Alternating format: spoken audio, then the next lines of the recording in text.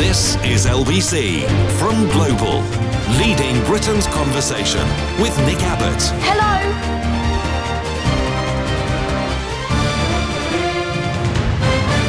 I am not one of your fans!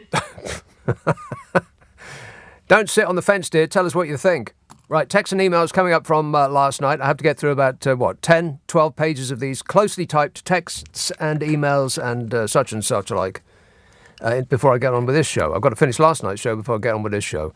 I don't know how these people get my number. Where do they come from? Ricky tweets, who do you think will take over from Lord Geit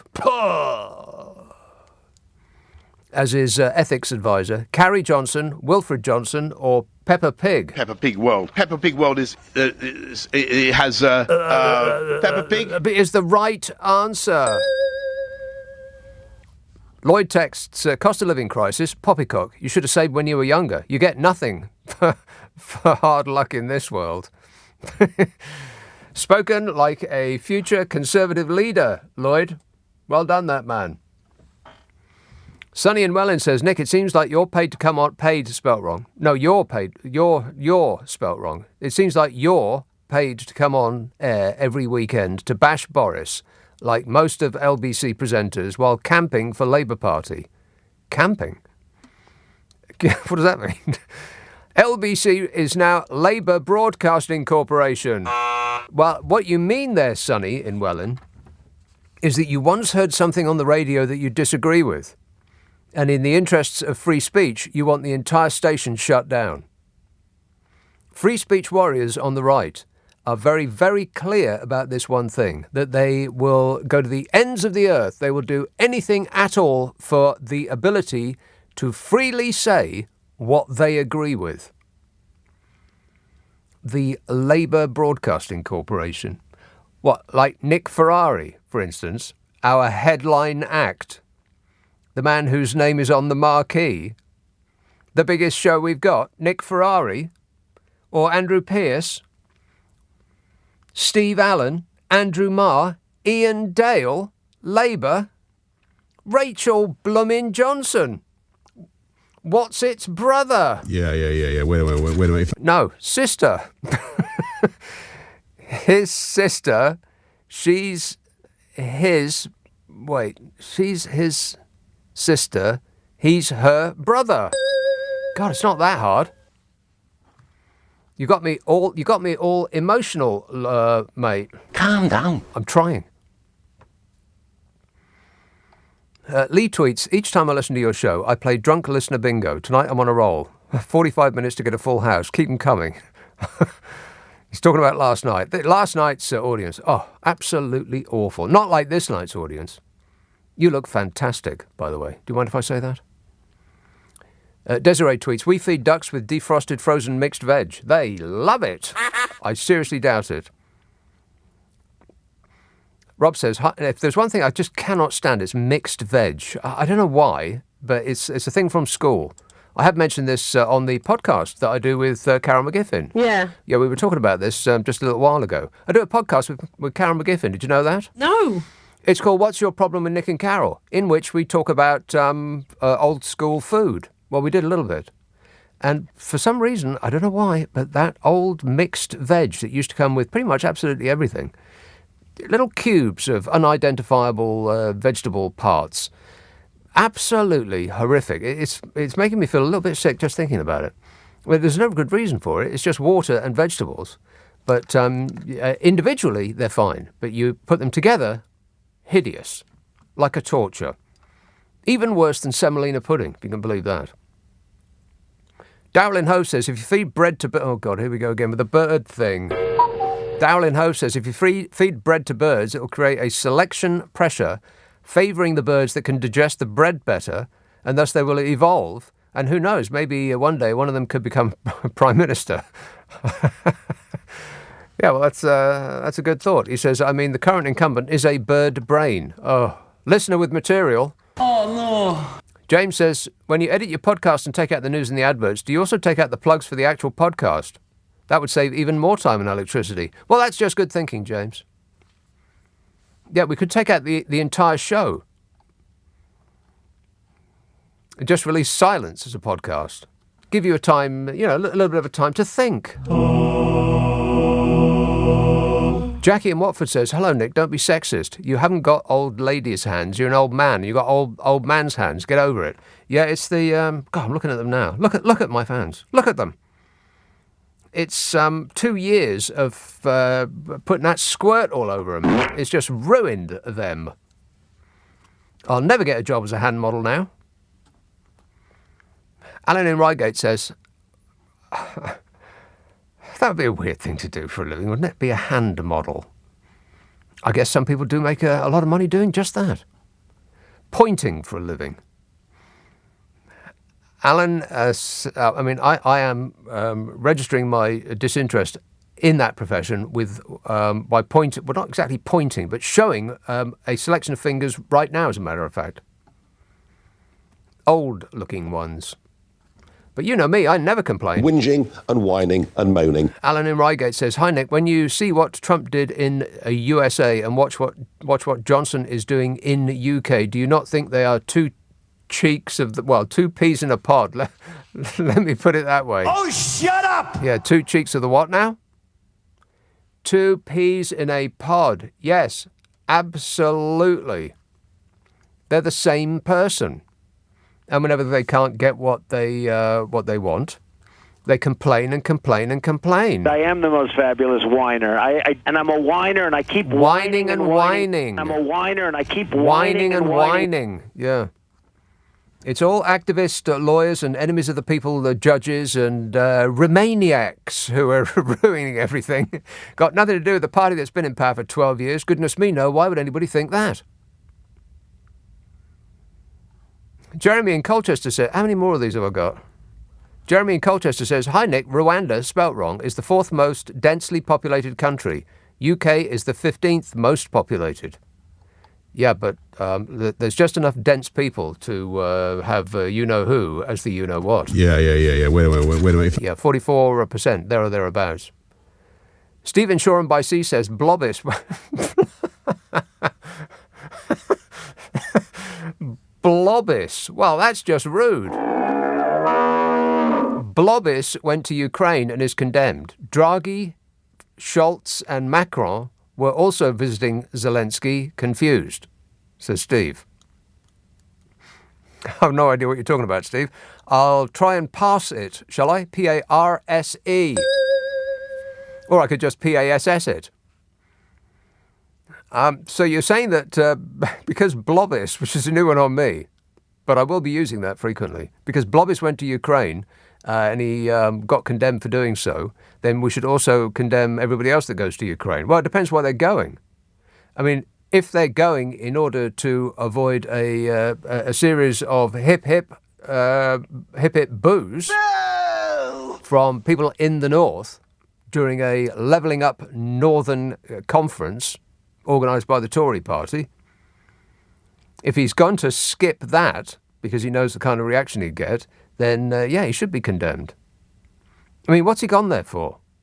Exactly. Other than a photo shoot. He's gone there because he knows that it's one of the few places on earth where he'll get a warm reception. Because, he comes with bullets and assistance. For people in this country, not so much. You know that high-wage, high-skill economy he was talking about? Yeah, it's cancelled. You can't ask for a high wage, apparently.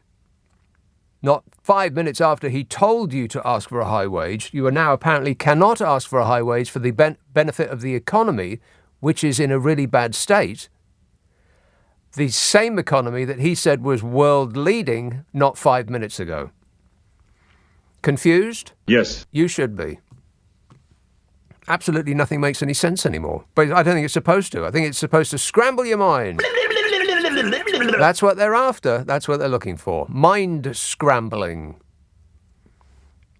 You're supposed to be completely on edge all the time. Never sure about where you're standing or what you're supposed to be doing or thinking. They want you confused and bewildered. Desiree tweets, the mixed veg thing. Rob says, I think the man in the road, this is a story about which you would have heard yesterday if you were listening to yesterday's show, about my heroics. Let's not beat around the bush. I'm a hero. Simply, everybody says so. Because I got out of my car and I yelled at a bloke who was lying in the road. I mean, I didn't touch him or anything. I didn't pull him to the side of the road. I just yelled at him that he should get out of the road. And then I called him names. You know, in order to concentrate his mind, which seemed to be, it seemed to be leaking out of his ears. I suspect that he had been refreshed. Booze. Anyway, Rob says, I think that man in the road was part of a carjacking gang. I think they would pass on pinching your Fiat Panda, though. Rob, did Steve Allen tell you to text that? Thanks a lot, Steve. Ruined this show. Now I'm in a mood. Whinging and whining and moaning. 0345 6060 973. Text 84850. Email nick@lbc.co.uk. If you're on Twitter, it's @LBC. Friday, Saturday, Sunday night at 10. Nick Abbott, LBC.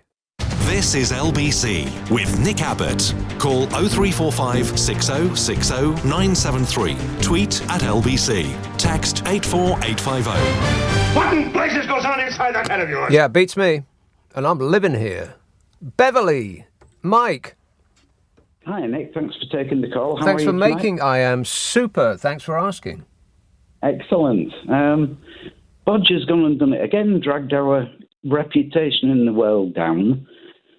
With vaccines this time, he promised he was going to save the world with free vaccines. He's always going on about our vaccine development is going to save lives. Yes. Well, what's he done? A year ago, he promised Penrose, who it was his anti-corruption czar, who's just resigned, that he would not deduct the cost of vaccines off foreign aid to third world countries. Right. But it now emerges he's done it. But what's even worse than that is profiteering, because we bought the vaccines at £2 odd and we're flogging them to these third world countries at £4 odd, making a profit on it and deducting that from their foreign aid. Well, that just sounds like him up and down. The government has broken its promise to deliver 100 million surplus COVID vaccines to poor countries after sharply cutting international aid spending.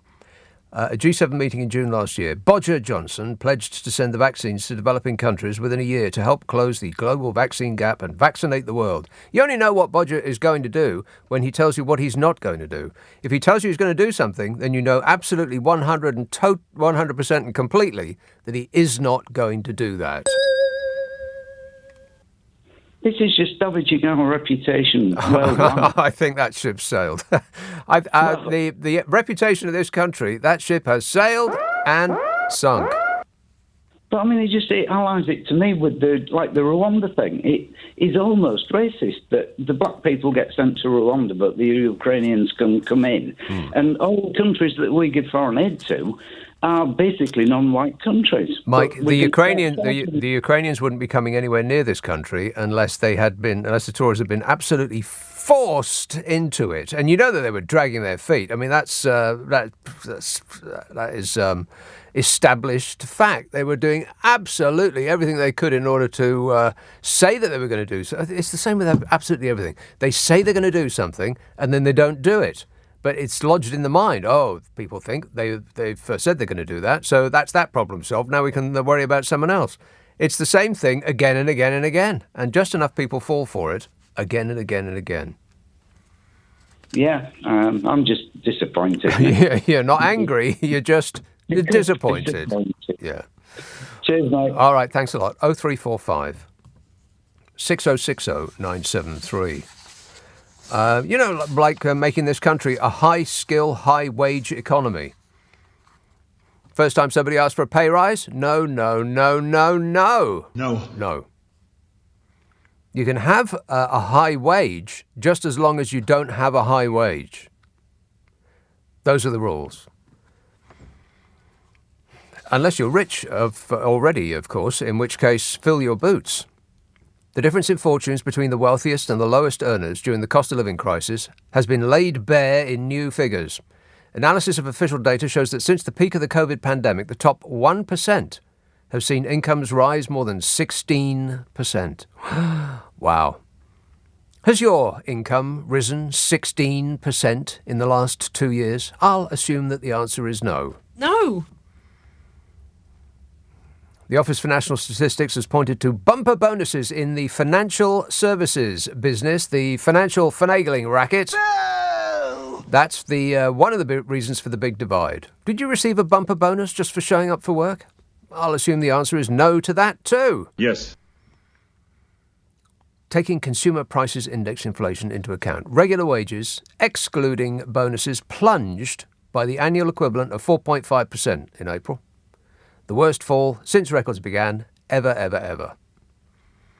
And in the 3 months to April, the rate of increase for financial services workers was 10.6%. Everybody else went down by 4.5%. People in the finance racket went up by 10.6%. Way above inflation. Way above the thing that the government is now telling you that you can't ask for. Pay above inflation. Not allowed to. You're not worth it. Because you don't move numbers around on a screen. You actually probably make something or provide a service. Analysis of the most up-to-date figures for PAYE employees reveal that since July 2020, the top 1% have seen their earnings grow by 16%. From £12,370 a month to £14,376 a month.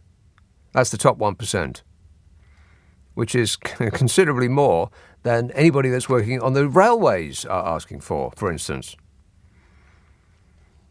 Has a government official come out and said that people in the finance racket can't have a 16% pay rise for the benefit of the nation, because otherwise they'll fuel inflation? Can't say I've heard them say that. Curious. Of course, in some sectors, it's been absolutely abysmal. The arts and the entertainment sectors, their earnings have effectively flatlined. 0.1% growth, while inflation is running away at, 10%, 11%, something like that. So the arts and the entertainment sector, which are, packed to the gunnels with lefty lovies, they lose again. But, it's not like this country is internationally famous for our arts and entertainment industry or anything. Rock and roll! It's why people come here. They get nothing. And we got about 1.3 million unfilled jobs. Payroll numbers are up. We have not full employment. There is no such thing as full employment. It's what economists call full employment. But we also have 1.3 million unfilled jobs. I wonder who used to do those. Who could it have been that used to do those jobs? God, it's a wonder, isn't it? It's almost on the tip of my tongue. I can't quite figure who it might have been. 1.3 million people. Unemployment dropped to 3.8%. So, everything's coming up roses and sunshine. More texts and emails from last night. Darrell in Hove says, nope, read that. Read that one? God, I'm way ahead. Nicholas says, a place that looks war-torn, destroyed, with people devoid of hope, and a place you wouldn't wish on your worst enemy right now. Doncaster isn't great. I can see why Boris went to Kyiv, which has an upbeat feel. Well, that's just a fact. It's at the top of my holiday destination list. Yeah, he swerved to Doncaster for fear of the reception he'd get there. So we went to a war zone instead for some fun and a photo opportunity. Northern Tory MPs today made a series of demands of ministers, including but not limited to tax cuts, more local powers and extra cash, when they gathered for the Red Wall conference in the absence of His Imperial Bodgeness. Yeah. Wait a minute. Who was busy trying to glad hand people that don't know him very well. I haven't formed a negative opinion yet.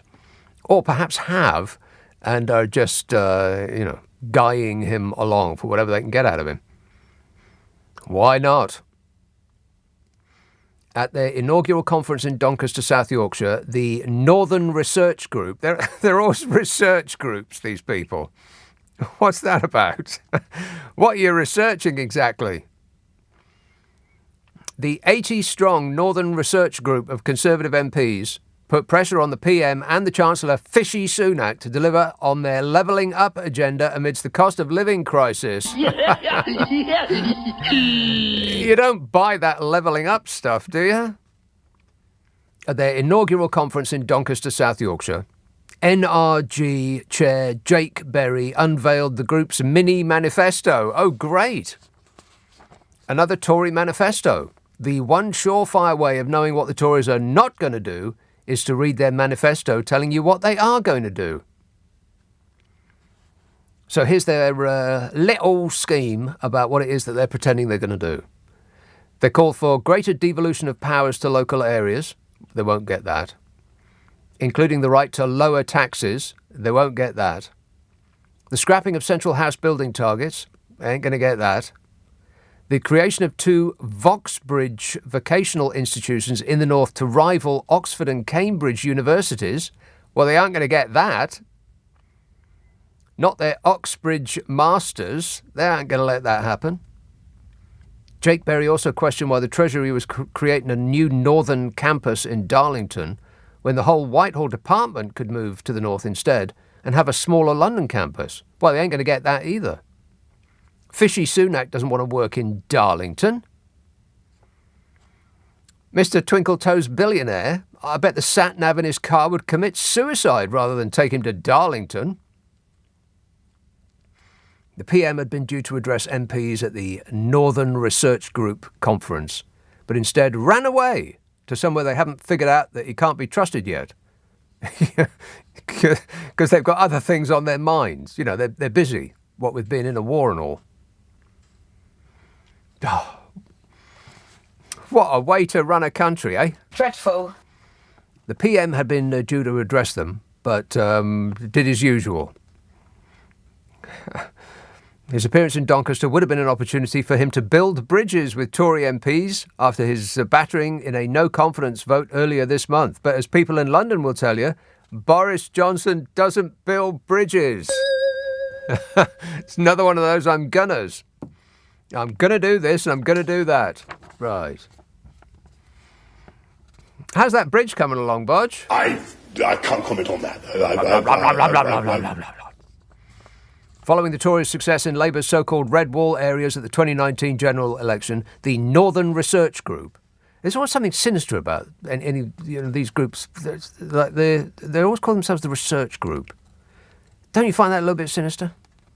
And they're always the same people as well. Although I bet not the Northern Research Group. I mean, they may have the same, core backing of people, but I would imagine that they don't actually go to the north. They just lend their support. Those eyeing a future in Conservative leadership are said to trying to woo the group ahead of any contest, which is, probably another reason that Bodge didn't want to go there. Northern Tory MP Jake Berry warned that it would be a mistake to see the decision by former Labour voters to switch to the Tories in red wall areas as a permanent change. Well, you can't fool all of the people all of the time. But they only have to fool 44% of the people enough of the time to get back in. But he's trying to fool the poor by telling them that the way out of their misery is to lower taxes. This, it's not just Jake Berry who's insisting on lowering taxes. That seems to be his thing. Lower taxes, and then the poor will be happy. No, it won't make the slightest bit of difference. In fact, it'll probably make their life worse. I mean, I couldn't go through the numbers. I can do mental arithmetic on the air. Oh, no. And I'll work it out for you, how tax cuts only benefit the rich.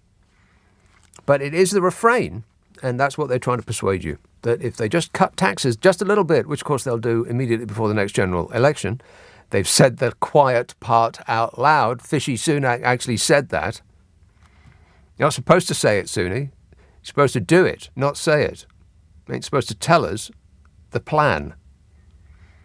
But when they do that, it will affect almost all of us, almost in no way whatsoever. It won't improve our lives at all. If you're rich, though, big money, huge. 0345 6060 973, text 84850. Email nick@lbc.co.uk. If you're on Twitter, it's at LBC. Friday, Saturday, Sunday night at 10, Nick Abbott, LBC. It's 10:30, the news headlines with Alice Bell. Nick Abbott on LBC. Call 0345 6060 973.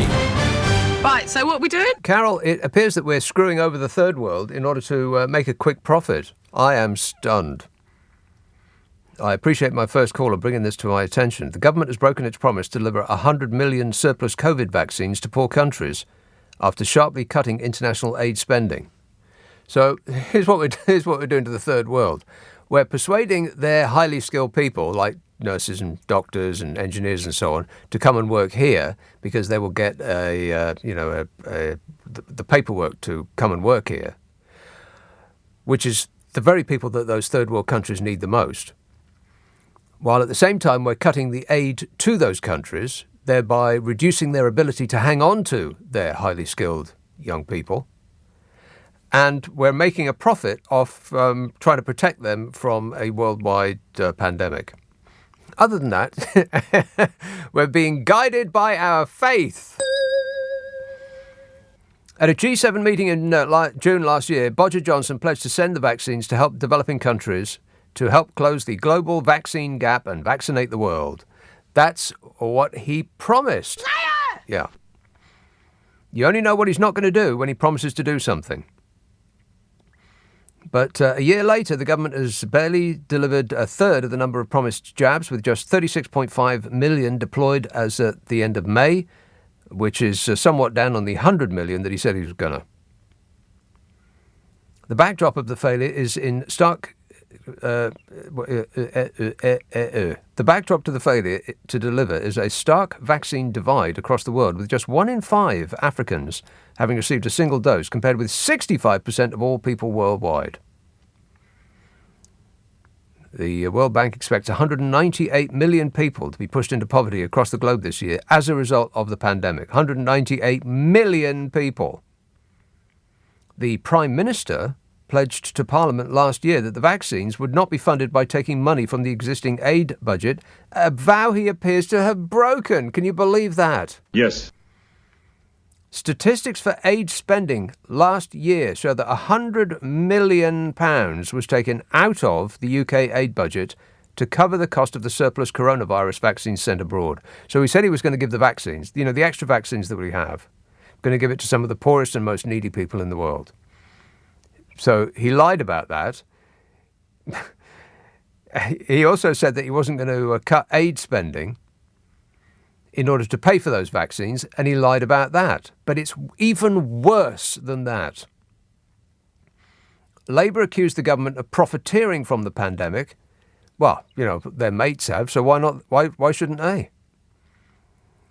Profiteering from the pandemic because ministers have counted each vaccine as £4.50 of aid spending, despite paying £2.30 for the doses in the first place, a markup of 95%. Wow. Just when you thought they had scraped the bottom of the barrel, there's a whole basement of barrel to go. I am stunned.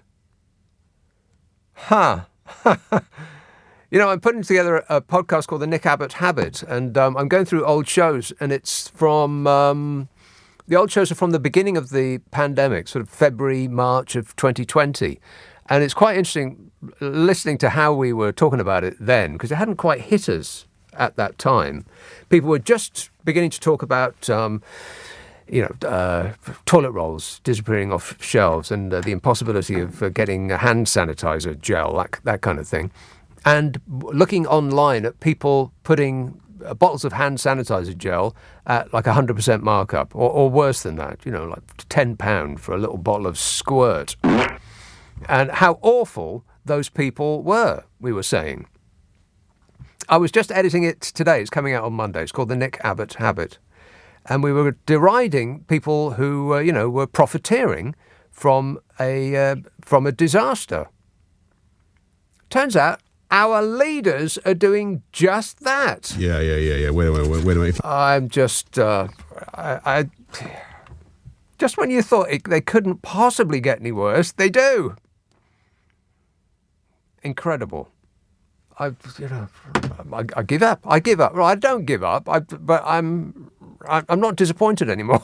I'm not disappointed. I'm angry. Oh well, never mind. It's just life. Grays in Essex. Suki. Hello, hi. There you are. Hi. Hi, sorry, I didn't know that you were going to speak to me. Thank you. I am speaking to you.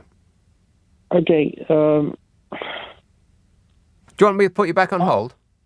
No, I'm in hospital right now. Yes. Heavily medicated, but I really wanted to speak with you. So you're heavily medicated? Yes. Right. And they gave you a phone. Go on.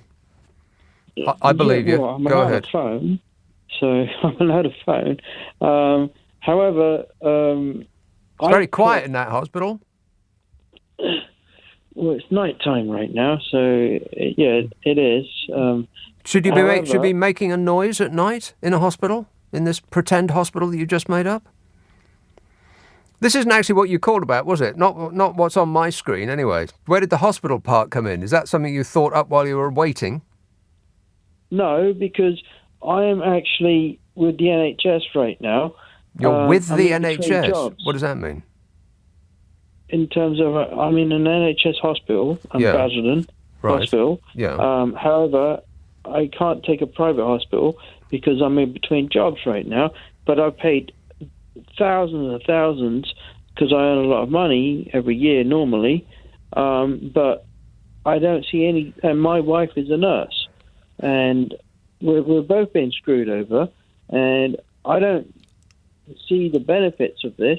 And even if I wanted to use private medical insurance, I still have to go through the NHS first, right, which wastes thousands of money. Right, thousands of money. Yeah, okay. Look, you're not really making any sense, Suki, but it's probably because you're heavily medicated. Thanks a lot for whatever that was. I have no idea. It's not what was on my screen, but never mind. Marion texts, your caller with the ducks made me think maybe us...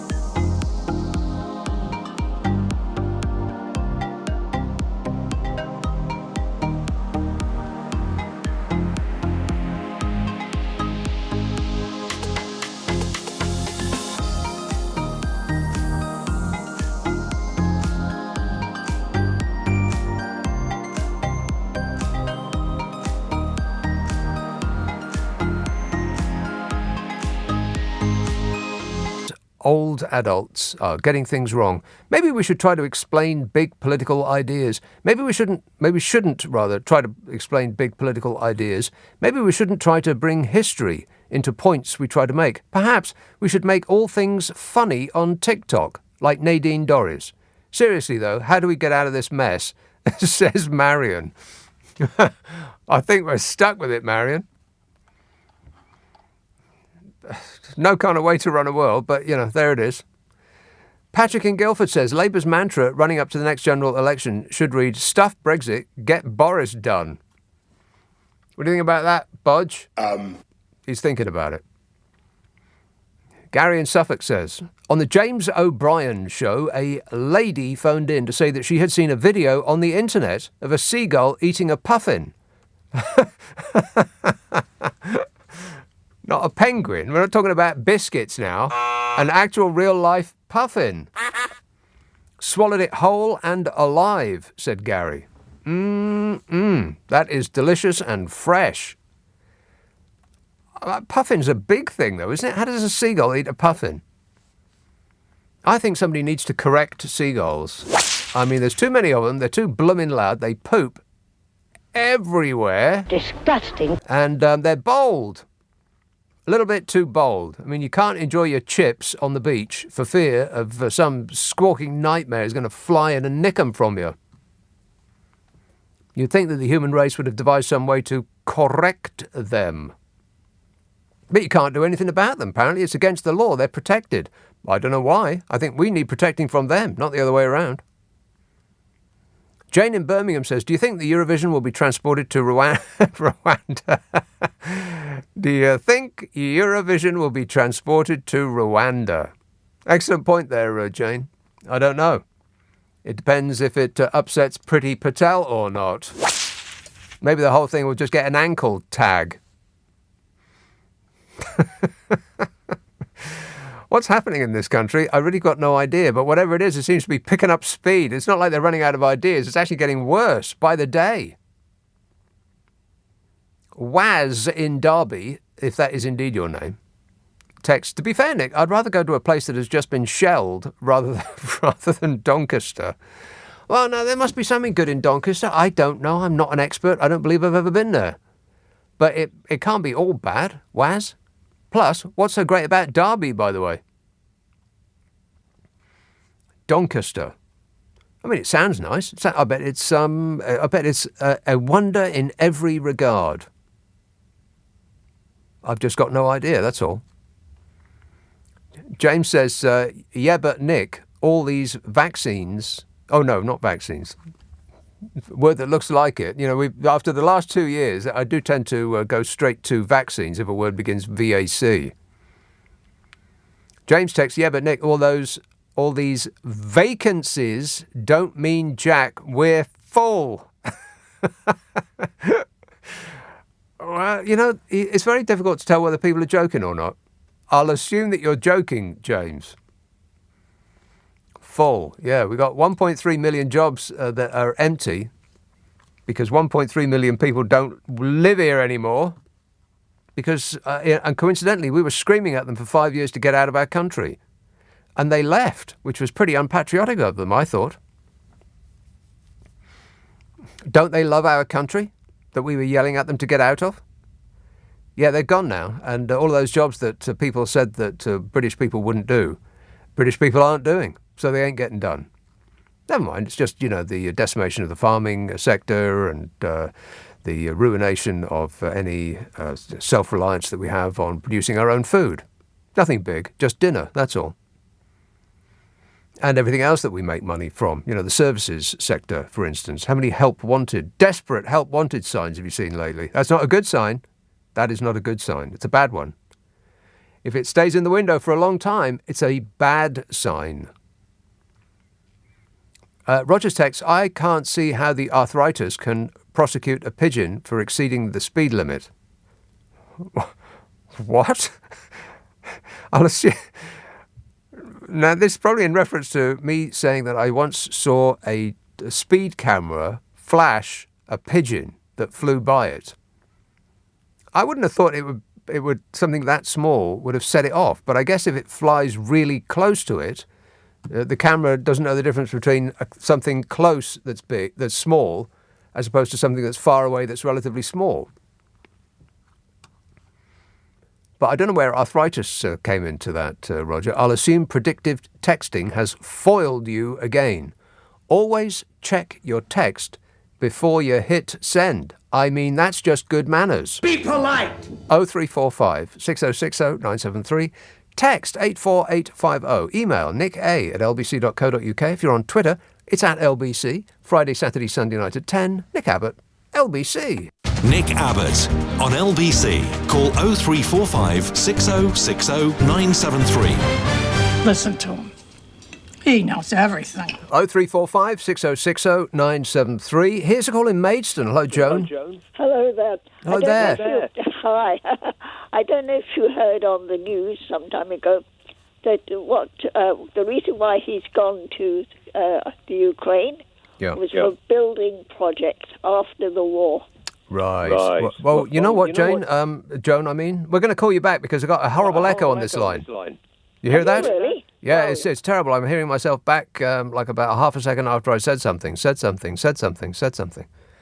It's a little bit Pink Floyd, and it's affecting my mind. So we'll call you back. Call Joan back. I want to speak to her immediately, if not sooner. Meanwhile, let's talk to a bloke in Chester. Hello, David. Hi. Yeah, you're really good, you are. I listen to you most nights when you're on. Really good. Thanks, David. Yeah, just a quick one. What it is with the union strikes going to go on next week with all the trains.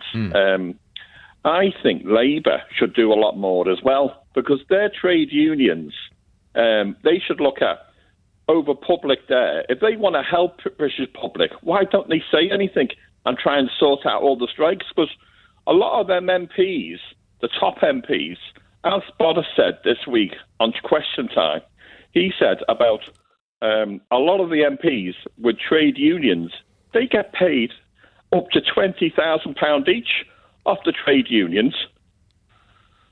Are you blaming the Labour Party for people striking for conditions that they find themselves in after 12 years of Conservative rule? Well, yes. Well, no. Well. At the end of the day, Labour. We had a lot of problems with them, but with the trade unions, do we want all strikes back again in Britain? I don't think so. Do we? Is that the alternative to paying people a decent wage for their work and their time? Well, have you ever looked at the average price of a train driver? The price of a train driver? What they're actually on per year? Well, I know that some of them earn up to, say, 57,000, but that's not everybody that works for, in the train industry. Most of them are on sort of average wages, 30 to late 20s, early 30,000. I mean, some, like you say, well, you didn't say it, but you implied it. They're on, a decent amount, 50. So it's not like what an MP earns, for instance. But it's not bad. True. It's not bad, is it? Right, but it's only at that rate because of the unions working on their behalf. The management wouldn't have given them that money. No, but everyone gets pay rises when it is in good times. Well, no, they don't. The chief executive officer will get a pay rise in good times or bad, but the workers won't get a pay rise automatically in good times. They have to ask for it.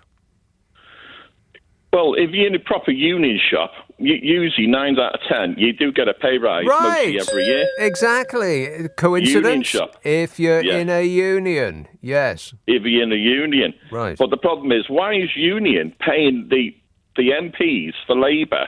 Why are they getting £20,000 each? What's all that about?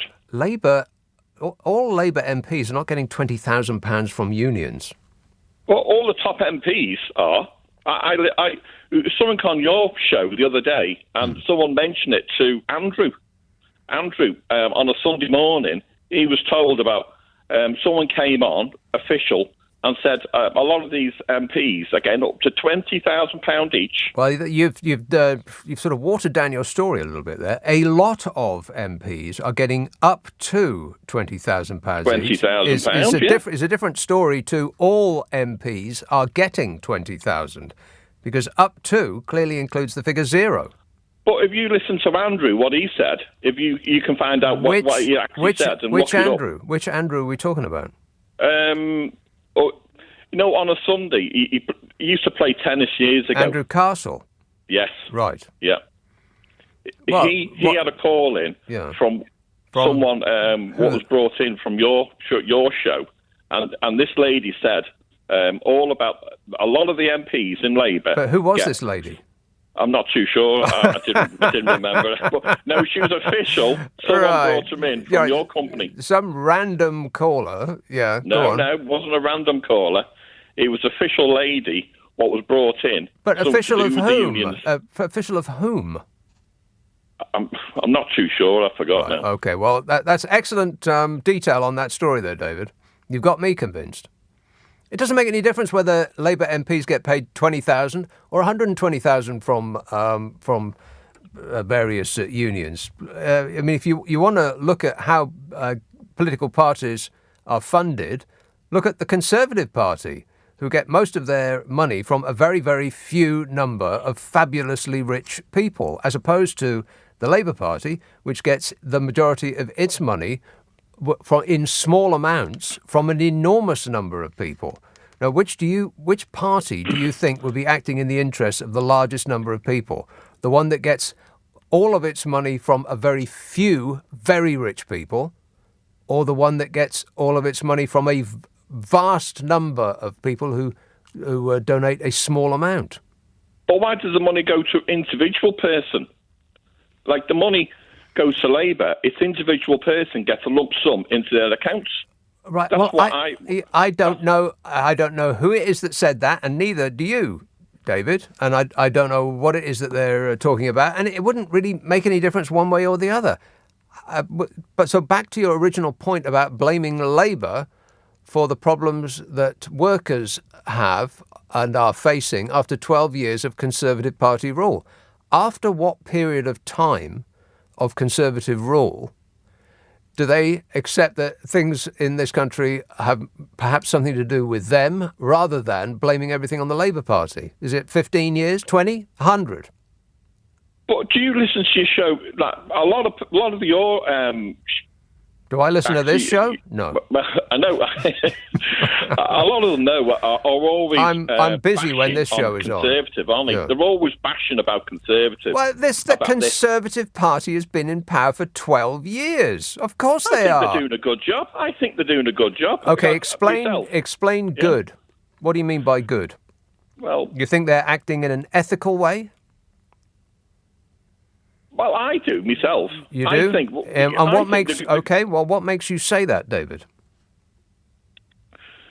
Well, I think that the country's been running on really good economics with the interest rates being so low.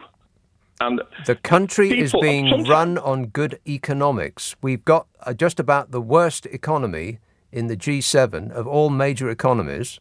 We had the worst crash during COVID of any major economy. We have the worst next couple of years by the predictions of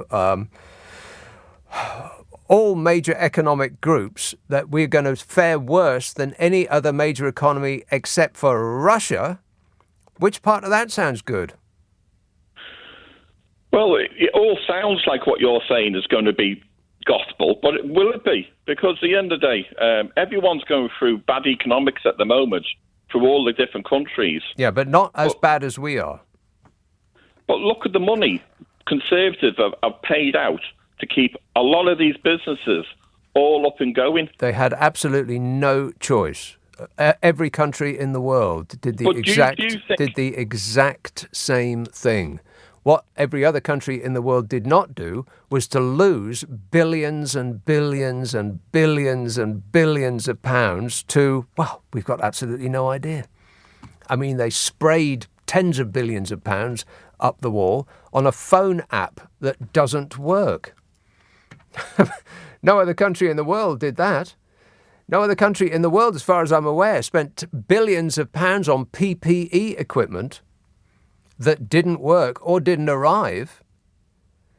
No other country in the world that I'm aware of gave hundreds of millions of pounds to their friends and mates and relations. So I don't know which part of any of that sounds good to you, but I seem to be missing it, David. I'll just assume that you're a fan and everything they do is great as far as you're concerned. I loved the pause after I said, do you think that they're acting in an ethical way, though, by the way? It was like falling off a cliff, that silence. Good effort, though, David. You've got me convinced. 0345 6060 973, text 84850, email nick@lbc.co.uk. If you're on Twitter, it's @LBC. Friday, Saturday, Sunday night at 10, Nick Abbot, LBC.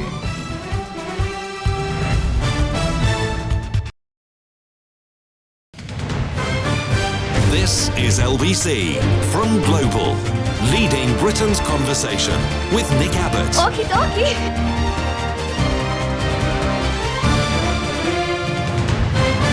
I really like you. Do you like me? Yeah, sure, why not? Let's just nail that the economy is going really well compared to anywhere else. Just on the inflation rate.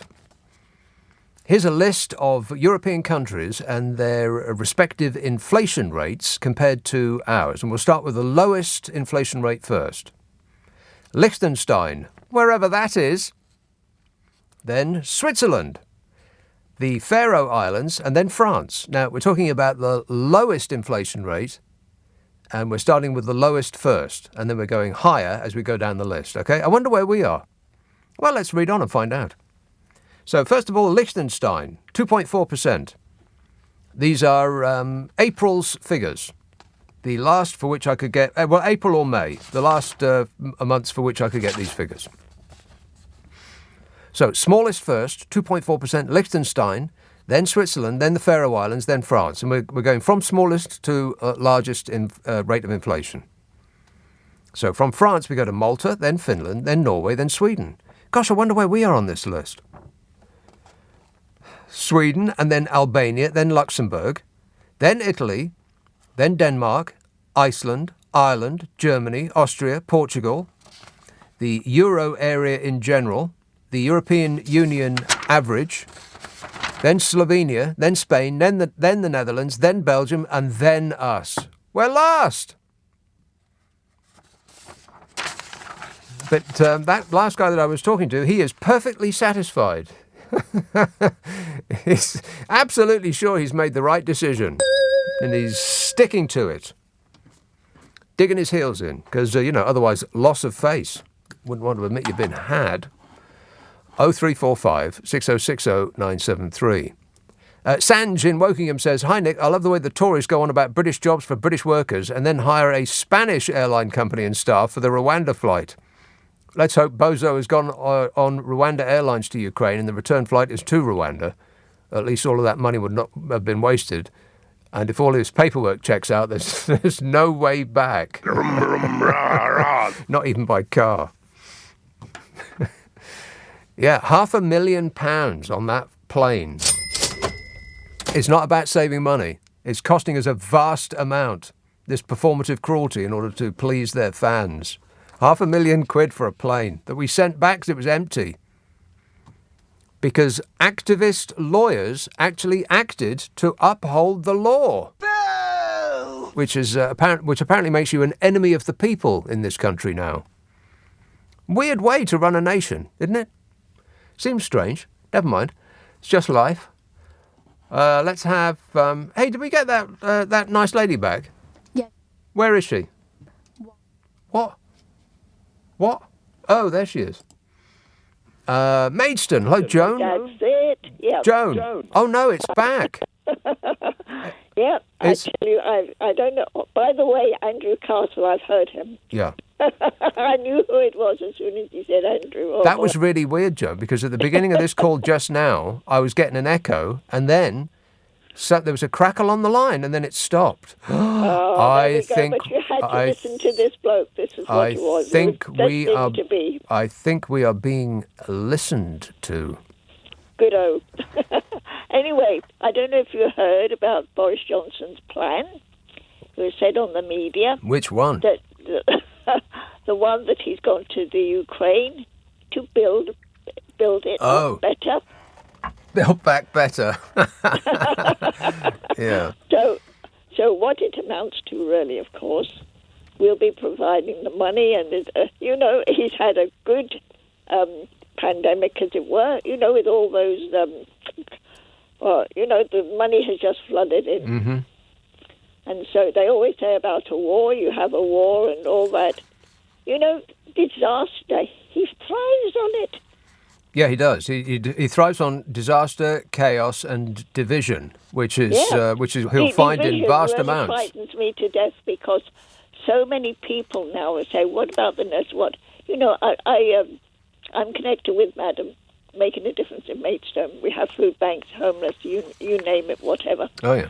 And the thing is, the nurses are coming in, the teachers, the professionals are coming into those food banks. Right. So they want to be upgraded. We do not want to go down the level that they're at.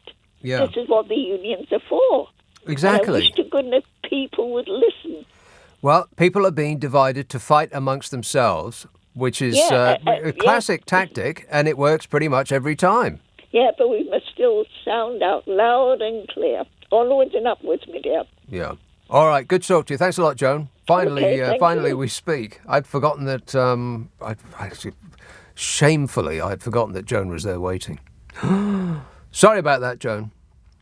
I am very apologetic. I am very sorry that I screwed up. Totally screwed up. You don't know how sorry I am. I'm sorry. Gary in Southend says, in Southend-on-Sea, antisocial behaviour is normal and something to be cherished. Well, that's just a fact. And those were the texts. Oh, dear. Oh, that was awful. Disgusting. My coffee backed up on me. I've been drinking it just a little bit too quickly. Neat coffee. Those were the texts and emails from last night, and already I've got 8 pages of them to get through from tonight. Oh, come on. Stop writing to me. Let's have Bermondsey. Adam. Hey there, how are you? Good, thanks. How's it going? So I was just calling to see what your opinion was when we see Priti Patel today call the judges of the ECHR racist. I mean, he just beggars belief. And I mean, I've actually just tried to do some research because I just can't get my head around her. And like, how was she raised? Like, I just wanted to know who is. I would love to have like a Piers Morgan life stories of Priti Patel because where does she get off? Like what you know, her dad ran for UKIP, so you already know the kind of household she lives in. You can't blame the daughter for the dad's actions and vice versa. Well, you can when the daughter goes, but the daughter ends up being worse than the father. Well, then concentrate on the daughter. I mean, if you want to talk about the dad, that's fine, but you can't blame the daughter for what the dad did. I mean, the daughter has done plenty enough to have a conversation about from now until the end of time. Well, this is true. But I mean, Priti Patel, who's so reluctant to see racism at the best of times, she doesn't think her bosses, who called people P-words with watermelon smiles, she doesn't think her father is, who wanted to run for a party that had that queue of brown people. See, Adam, what they're doing is working. They're making you angry. They're making you confused. It's called gaslighting. Gaslighting. It's not an accident. It's a plan. But do you think maybe her experience of being Ugandan, and obviously she was kicked out of her country because she was South Asian by black people, is the reason why she maybe hates people of colour? Because somehow she manages to see a difference between those refugees and those refugees, and I just would love to understand where it's coming from. I don't know. I don't know the exact timeline of her life. I can't recall off the top of my head. I'm not that bothered about when she left, where at what particular period. But I've talked to enough people from other countries who are appalled by the idea of immigration, people who have emigrated into this country from elsewhere. I've spoken to enough of them whose opinion is, it was okay for me, but after me, you pull the drawbridge up. Well, and I think that's just the worst. Honestly, it's like, I'm not saying that we shouldn't all be individuals and we should all be free thinkers as they want to, but it just seems so bizarre to me. I could never be like campaigning on a Keep Britain White when I know my family came here over with the Windrush. I could never be anti-immigrant because even after 1,000 years, my family would always look the way we look. We would always be asked where you're from. I could never go down that route. Well, that is an impediment for you to become a conservative politician, Adam. Yeah, this is true. You think too much. Yeah, this is very true. Yeah, if you just did a little less thinking, I think you'd probably be a happier person. Don't think about it. Just do it. Thanks a lot, Adam. 0345 6060 973. Val tweets, you really need to talk about the purchase of Emis. What does that mean? You really need to talk about the purchase of Emis. What does that mean? Paul says, EMIS. What's that? In fact, I'm going to look it up. Maybe it's something that I should know. Somebody's purchased EMIS. What does that mean? E-M-I-S. Looking it up on Google. Oh, right. EMIS. EMIS Health. Transforming healthcare with integrated technology. I need to talk about it? I don't know anything about it. Got no idea, Val. I got a better idea. Why don't you talk about it?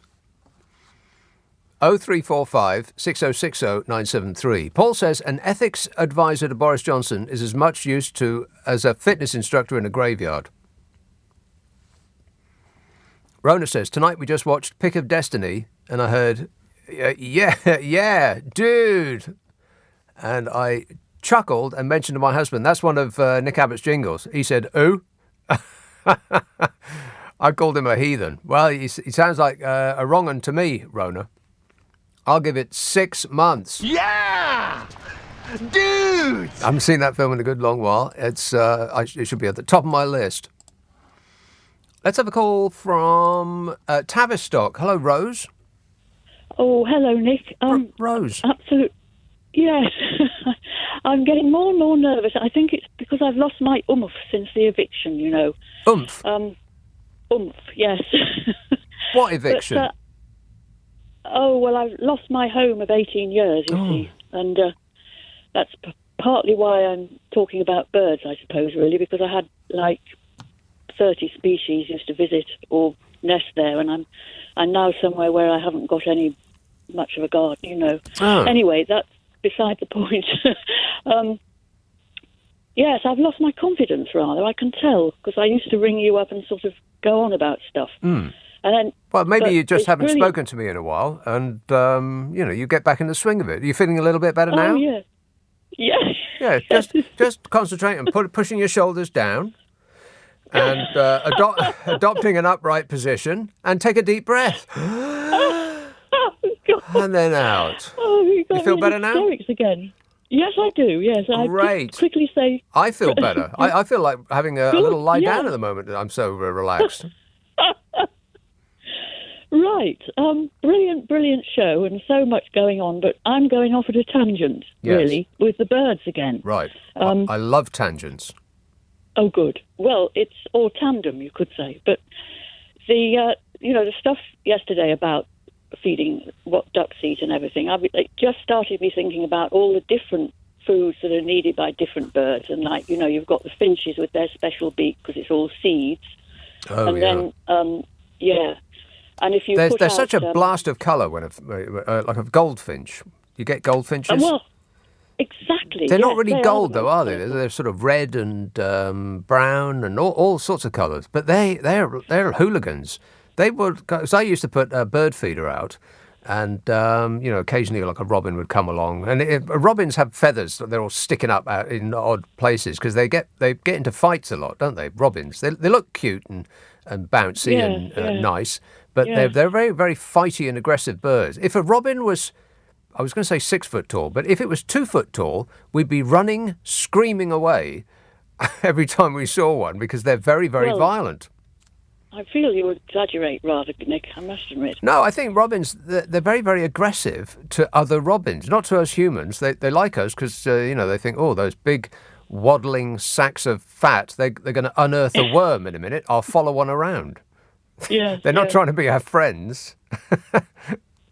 Oh, but well. finches, yeah, they used to take over. They used to come in a group of about 6 of them, and other birds would alight on the feeder, take a seed, and then fly away and eat it. But the finches, they just sit there and chew through the entire thing, throwing most of them on the ground.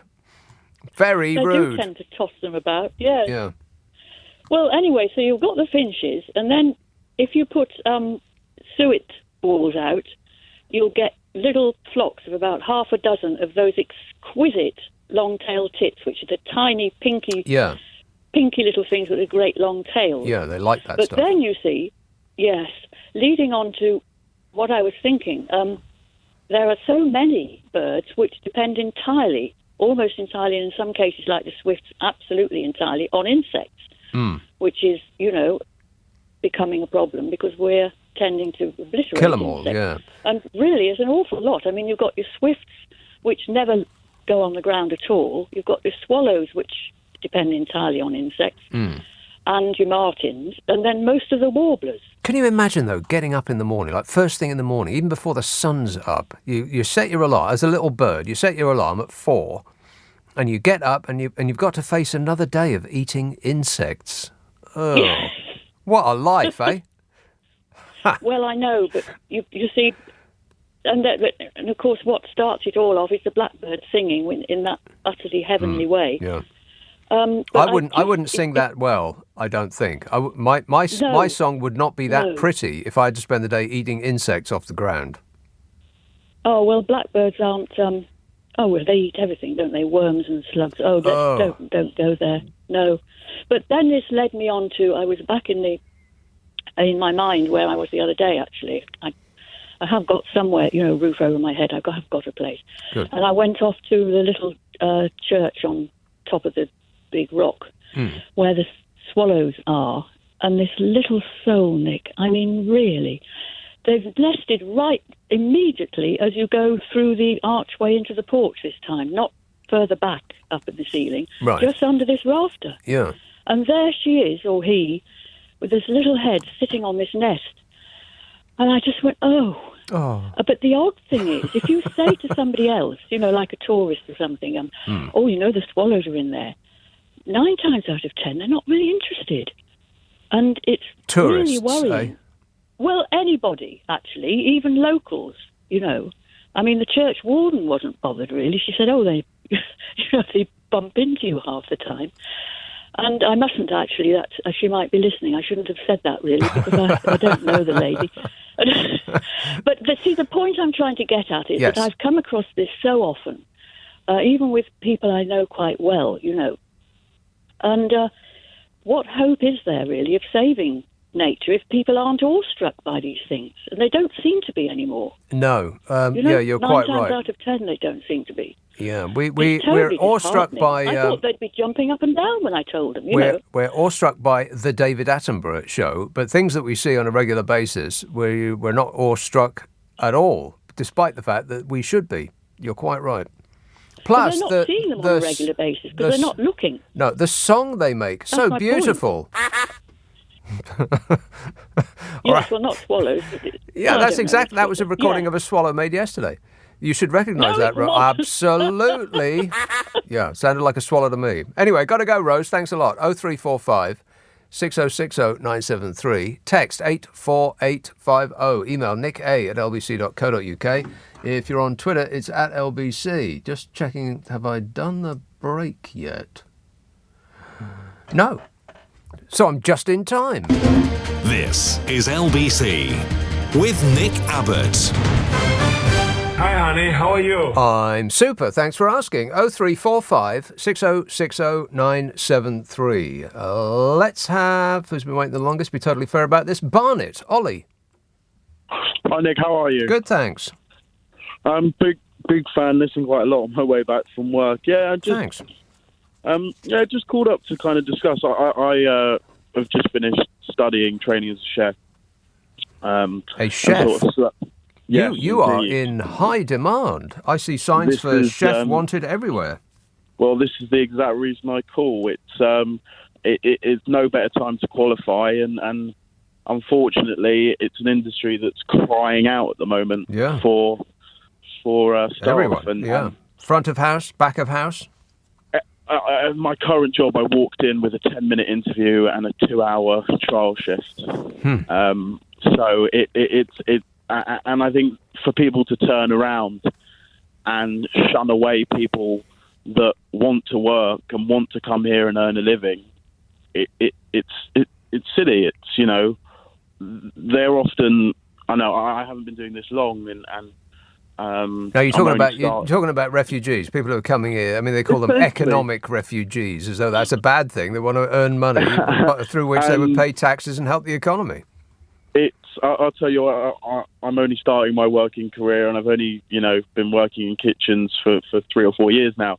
But I'll tell you, those are often the most hard-working people when you compare it to people that have kind of grown up here and no wealth and we live in a privileged country. Granted, it's not great right now, but it is compared to almost everywhere else on earth. I mean, if you have been brought, it was true. If you've been born in this country, then you are, by definition, one of the luckiest people, not just alive now, but who have ever lived.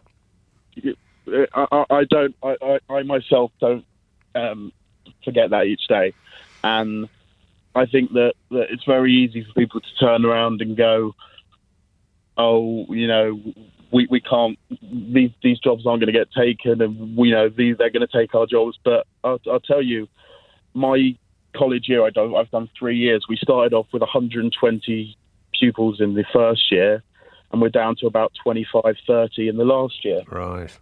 It's people just don't want to do these jobs, and I think to turn away hundreds of thousands of people, I'm not sure the figures, but that are willing to work. Yeah, well, it doesn't make any sense as far as the economy goes.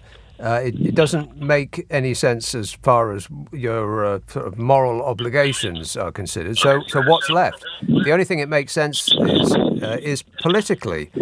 The government seem to be doing anything they can in order to cling on to power, regardless of the cost to the country or the people living in it. Yeah, unfortunately, I think the days of doing what's right as opposed to political long suicide, gone. Long gone. Distant memory. I can't. I've only really ever known a Conservative government. I'm 19 years old, so 19 years old. Right. So what's the recipe today then, Ollie? What's the recipe? Well, I wish I could say I've got doing a lovely Sunday roast for Father's Day tomorrow. Ooh, nice. Yeah, celebrating with all the family. So. Okay, so give us one tip about a Sunday roast. First thing that comes to mind. I would say, personally, is organisation. I've got all my stuff ready. I can relax. I can enjoy the day. So I've got everything's in roasting dishes already. Like potatoes are peeled in water. I can kind of just relax and enjoy the day. I've got everything sorted and ready. Preparation. Same with DIY, painting, any of that stuff. Preparation. It's the boring bit. You prepare to fail. Oh, yeah. Good one. All right. Excellent work. Thanks a lot, Ollie. Yeah, you prepare,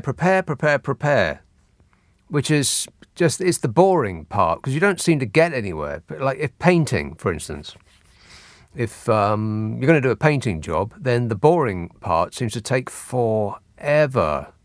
You've got to sand it down, you've got to do an undercoat, and you've got to cut it in and the edges and all that stuff. And then you get out the roller, which is the very last bit, and then you start covering, acres of wall space.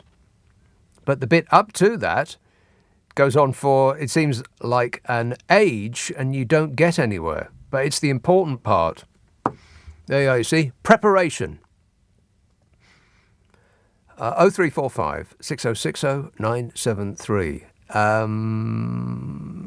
Sam in Redhill says LBC is London's biggest Conservatives. Well, I just read out the right-leaning presenters. I could read out the left-leaning presenters, and I bet they would add up to the exact same number. Balanced we are. Nigel in Redhill says, Nick A, it's Nigel. Go for hysterical comedy, e.g. Zapod. What does that mean? Justin says, have you ever been to the Royal Albert Hall? Well, yeah.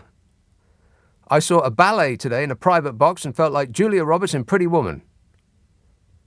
Well, Julia Roberts in Pretty Woman was in a private box in the Royal Albert Hall?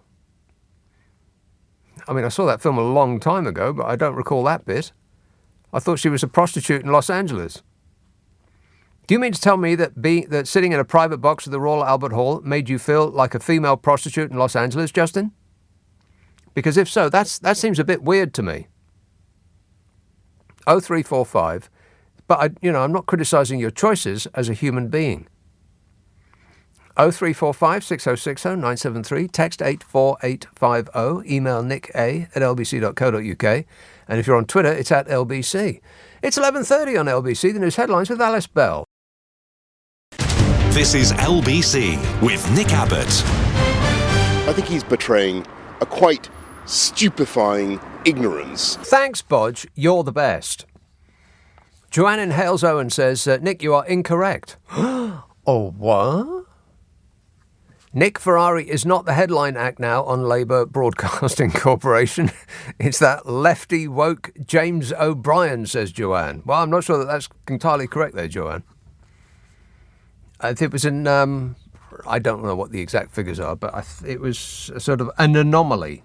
It was an anomaly of the last couple of years where people weren't getting up at 6, 7 o'clock in the morning and herring out to work because we were prevented from doing that by the government, who were reacting or overreacting, depending on your opinion, to the COVID nightmare, the mad bat disease.